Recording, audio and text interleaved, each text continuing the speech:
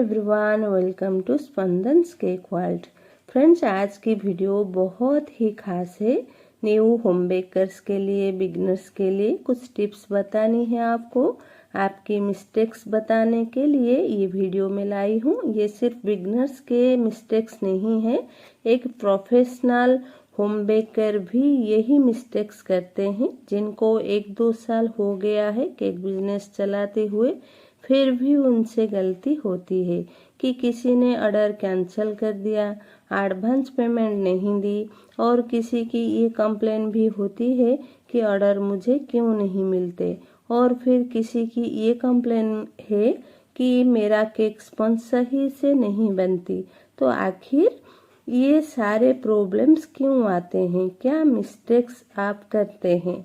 तो इसके लिए कुछ पॉइंट्स निकाले हैं खुद की एक्सपीरियंस से, जिनमें से कुछ मिस्टेक्स कभी मैं खुद भी करती थी। अगर आप मेरे ये पॉइंट्स को ध्यान से सुनोगे ना, तो आगे जाकर अपने बेकिंग कैरियर में कभी आपका लॉस नहीं होगा। आज की वीडियो में मैं ये रेसिपी के बारे में कुछ नहीं बताऊंगी, क्योंकि ऐसे ही रेसिपी मेरे इस चैनल पे भरे पड़े हैं। तो ये सारे ट्रिक्स सीखने के लिए आप नज़र मेरे हाथों पे रखिएगा कि मैं क्या बना रही हूँ, लेकिन ध्यान से मुझे सुनते जाइएगा कि मैं क्या बोल रही हूँ, ठीक है? तो फ्रेंड्स, अगर आप YouTube चेक करोगे तो ढेर सारा केक्स के रेसिपी आपको मिल जाएगा, और हर कोई बताता है कि लो ऐसे ऐसे करो। लेकिन जब आप मार्केट पर उतर जाते हो, आप प्रोफेशनल बेकर बनना चाहते हो, उस लाइन पर आ जाते हो, तो ये कोई नहीं बताता कि आपकी मिस्टेक्स क्या है, क्यों आप बिजनेस में प्रॉब्लम फेस करना पड़ता है आपको, क्यों आप बिजनेस में प्रॉब्लम फेस कर रहे हो, क्या क्या प्रॉब्लम फेस करना पड़ता है, ये कोई नहीं बताता है। जब आप बेकिंग स्टार्ट करते हो तो आप कहते हो कि हमें समझ नहीं आता कि हमें करना क्या है, कहाँ से स्टार्ट करना है। तो ये वीडियो आपके लिए है, ठीक है? तो सबसे पहले बेकिंग के जो सबसे इम्पोर्टेंट चीज है, ये एक प्रोफेशनल बेकर के लिए और एक बिगनर के लिए भी है।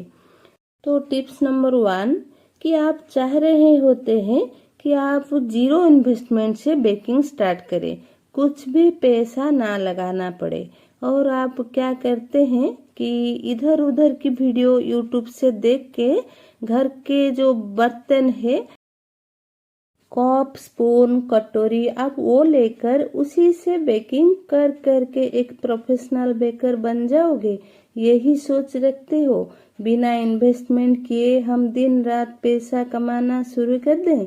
ऐसा नहीं होता है फ्रेंड्स।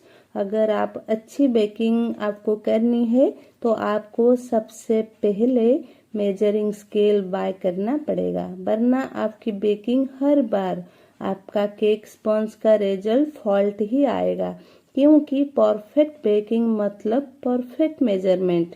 मैं तो शुरू से ही मेजरिंग मशीन से अपनी बेकिंग जर्नी स्टार्ट किया है। कई वीडियो में आप लोगों को बताया भी है कि हमेशा ग्राम्स मेजरमेंट में केक बनाया करो, प्रोफेशनल बेकिंग कप मेजरमेंट में नहीं होती। तो आपका जो केक स्पंज हर बार खराब हो जाता है ना, आप ये जो कप मेजरमेंट को छोड़ ही दो, और आपको मेजरिंग मशीन को बाय करना ही होगा, तब जाके आपको रिजल्ट्स पता चलेगा, ठीक है? सेकंड टिप्स ये है कि आप क्या करते हो कि आप काम स्टार्ट कर दिया बेकिंग के, और झट से ऑर्डर लेना शुरू कर दिया। मेरा मतलब है कि अगर आपके पास डिजाइनर केक आ गया तो आप वो बना लिया, किसी ने ब्राउनी दिया आप वो बना लिया, किसी ने फिर डोनट्स दिया तो आप वो भी बना लिया, किसी ने चॉकलेट ऑर्डर दे दिया आप वो भी बना लिया। ऐसे नहीं होता है, एक परफेक्ट प्रोफेशन पकड़ के चलो। आपने मुझे देखा होगा, मैं सिर्फ केक्स, कप केक्स, पेस्ट्री बनाती हूँ और टी केक्स भी बना लेती हूँ। यही 2-3 चीज़ों को छोड़ के मैं किसी और चीज़ों में नहीं जाती। लेकिन जो बिगनर्स है ना, वो क्या करते हैं कि उनके पास सिर्फ ऑर्डर होना चाहिए, इसलिए वो सारे चीज़ों को बना लेते हैं, चाहे खुद का नुकसान क्यों ना हो जाए। आप सब ने देखा होगा कि कई कई बेकर्स ने क्या करते हैं कि अगर वो कपकेक्स बनाते हैं तो वो वही कपकेक्स को अपना प्रोफेशन बना लेते हैं, वही कपकेक्स को फ्लोरल केक्स में कन्वर्ट करके वो बेचते हैं।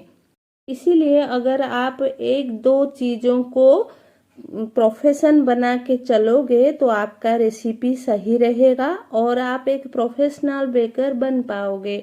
आप इधर से उधर से वो बना लेते हो, ये बना लेते हो, ऐसे क्या होता है कि आपका जो रेसिपी है वो बिगड़ जाता है और आपका जो नाम है वो पहले से ही बदनाम हो जाता है। इसलिए अगर आप ये जो केक, पेस्ट्री, कपकेक्स बनाना चाहते हैं, इसको आप प्रोफेशन करना चाहते हैं तो यही पर टिके रहिए।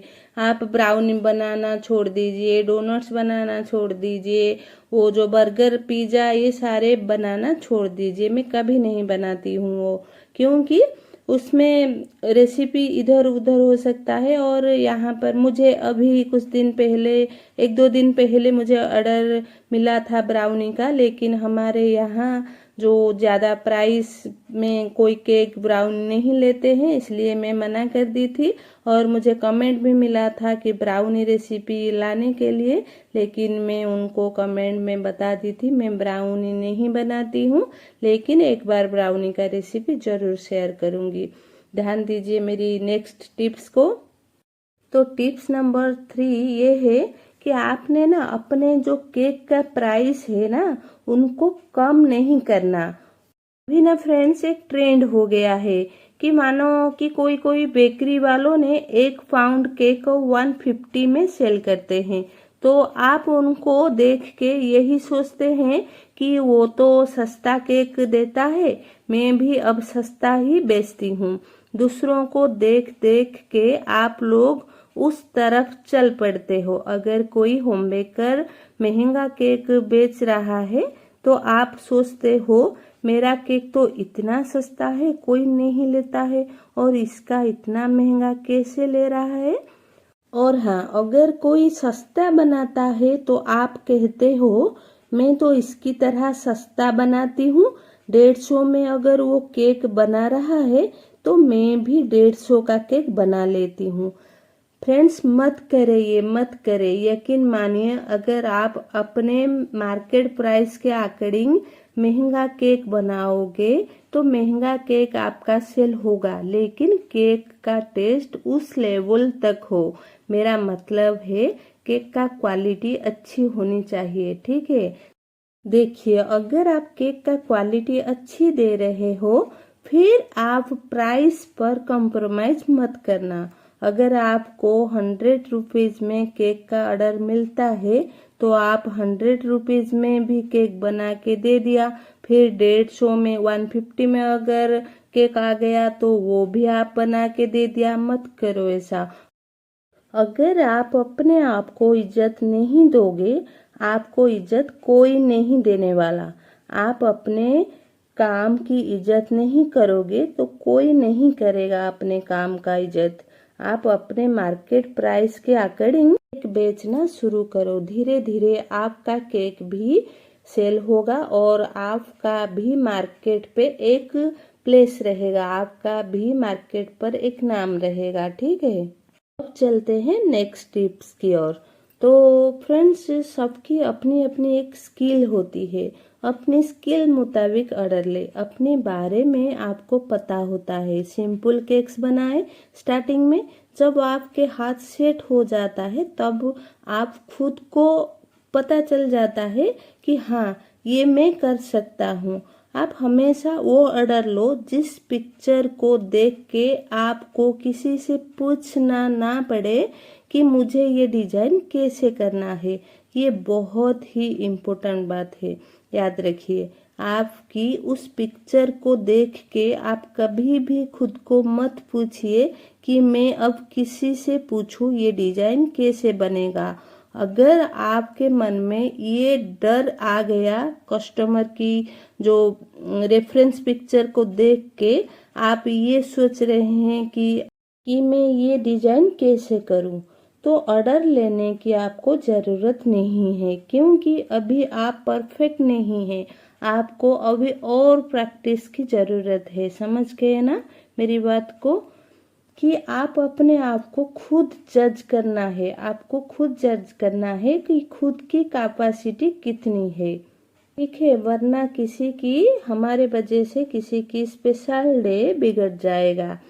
तो अच्छा, ये वाला जो गलती आप लोग करते हो ना, ये नेक्स्ट गलती मैं बता रही हूँ, वो ये है कि आप ना 2-4 रेसिपी को मिक्स कर देते हो। आपको ना एक ही बेकर के ऊपर ट्रस्ट बनानी है। कोई भी बेकर ले लो, आपकी मर्जी, जिस भी बेकर के ऊपर ट्रस्ट करो। शुरू से लेकर जो भी वीडियो है ना वो बेकर की, उससे लेकर काम करो। ये मत करो कि आज एक रेसिपी, एक केक स्पंज मुझसे सीख ली, फिर दूसरे दिन वही केक स्पंज कहीं और से जाकर सीख ली, तो ये मत करो। रेसिपी को बार बार चेंज मत करो। एक रेसिपी को आप थोड़ा मॉडिफाई जरूर कर सकते हो, उसके अंदर एक्सपेरिमेंट कर सकते हो। एक रेसिपी को, एक बेकर की रेसिपी को आप पकड़ो, उसको सीखो और उस रेसिपी को अपने केक्स पे अप्लाई करो। उससे कोई अपना सिग्नेचर फ्लेवर बनाओ।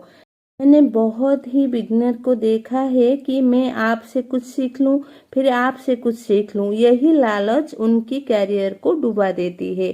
तो फ्रेंड्स, ये था 3 किलो का 2 टियर केक 2 फ्लेवर्स में। नेक्स्ट वीडियो में इस टॉपिक पर, मिस्टेक्स के ऊपर बहुत सारे बातें हैं, नेक्स्ट वीडियो में डिस्कस करेंगे। अगर आपको ये वीडियो पसंद आया है, थोड़ा सा हेल्पफुल लगा है, तो चैनल को सब्सक्राइब करके एक लाइक शेयर जरूर कर देना। मिलते हैं नेक्स्ट वीडियो में। Thank you for watching.